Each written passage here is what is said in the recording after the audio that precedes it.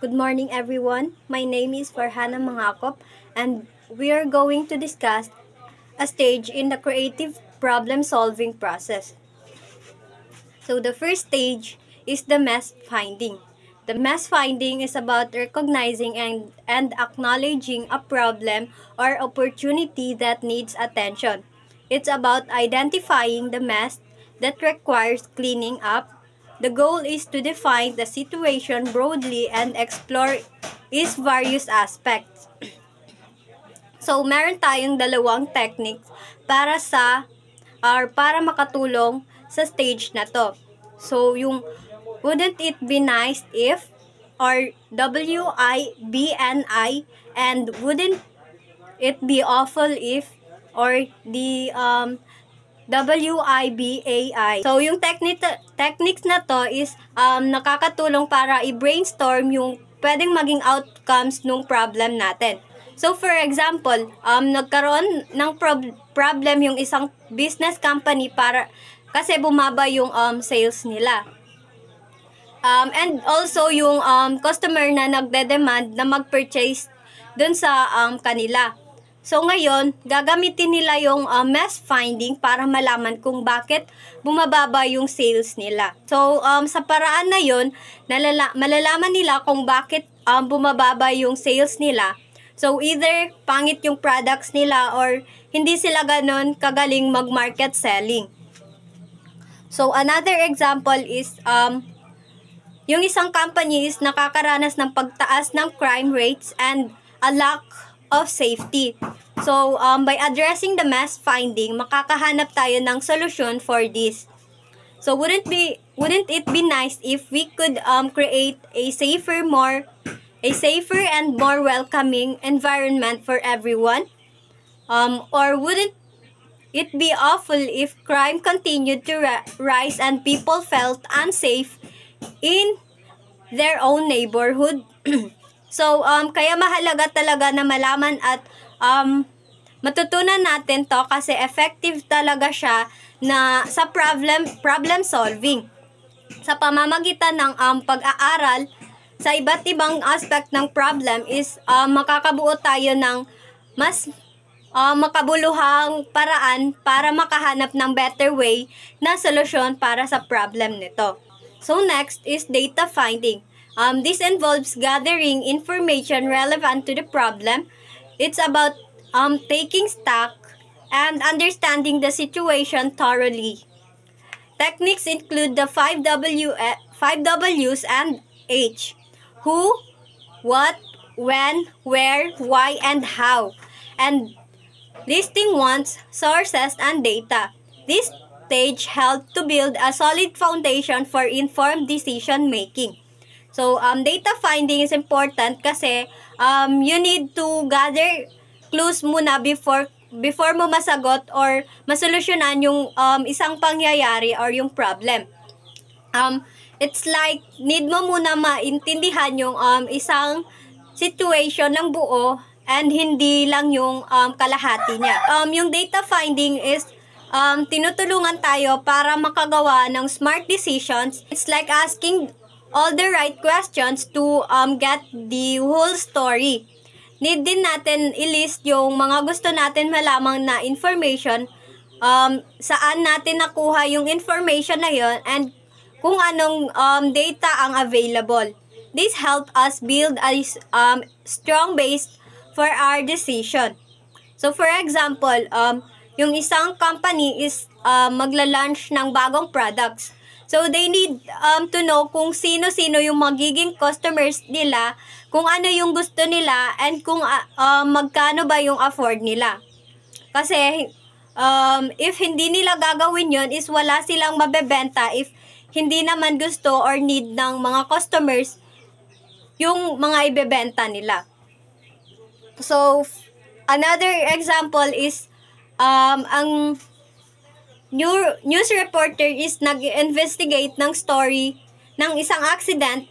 So, need niyang ma-figure out sino or ano, kailan, saan, at bakit at paano nangyari yung incident na yon. So, ganon yung data finding. In short, data finding help us make better decisions and achieve better results. The third is problem finding. This stage focuses on refining the initial problem statements into a clear and actionable form. It's about identifying the heart of the situation and framing it in a way that encourage novel perspectives. The techniques of this is magtatanong ka ng why or bakit ng paulit-ulit and reformulating the problem statement to ensure it contains only one problem and no criteria. So, lahat naman tayo is nagkakaroon ng problem, di ba? Minsan sa school, sa trabaho, sa family, or sa personal life natin. Pero before tayo gumawa ng solusyon, need muna natin malaman kung ano ba talaga yung problema at kung ano ba yung nakaka-affect doon para maging problem siya. Let's imagine na yung isang tubero is tinatry niyang ayusin yung nagli-leak na faucet. So, hinigpitan niya yung knob ng faucet, pero what if yung problem is yung pipe nung faucet? So, need muna natin talaga na i-figure out yung real issue before tayo mag-ayos or gumawa ng solusyon. So, the next, how does the problem finding works? So, first technique is to keep asking why. So, yun nga, sabi ko na paulit-ulit tayong magtatanong kung bakit nagkaganon yung problema or bakit siya naging problema.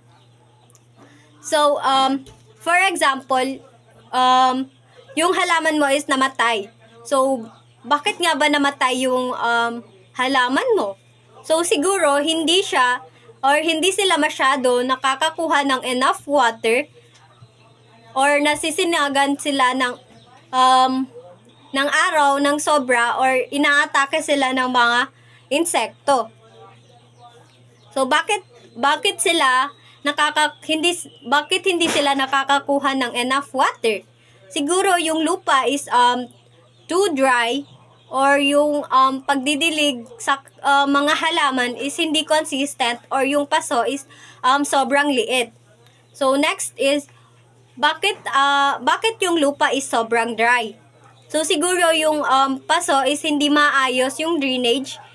Yung plant is need ng more water, or or minsan lang nadidiligan and konti lang yung nadidilig sa kanya. So, sa pamamagitan ng pagtatanong ng bakit, ng paulit-ulit, nalalaman natin yung problem kung bakit namatay yung halaman natin. So, yung mga halaman is namatay because hindi masyado nakakatanggap ng enough water due to poor drainage. So, asking why isn't just about finding the root cause. It's about understanding the factors that contribute to the problem. This helps us develop more effective solutions and prevent the problem from recurring. So the second technique of problem finding is the rewording, or the rewording the problem. So sometimes the way we say the problem isn't clear enough, we need to reword so it's super specific and focused on the real issues. In that way, malalaman natin yung causes ng problem and magpo-form tayo ng solution. So, last example, para mag-gets natin is nahihirapan ka sa math class mo. And iisipin mo na hindi ka magaling sa solving, kaya nahihirapan ka. Pero itinry mo na i-figure out yung problem and na-realize mo na hindi mo maintindihan yung sinasolve mo kasi may na-miss kang lessons, and by that, alam mo na yung problem and can ask for help sa iba. In conclusion, problem solving is about getting to the heart of the problem or issue. It's about digging deeper and making sure you're solving the right problem. not just the one that is easier to see. Once you know the real problem, you can find the best solution. And that's all for my report. Thank you.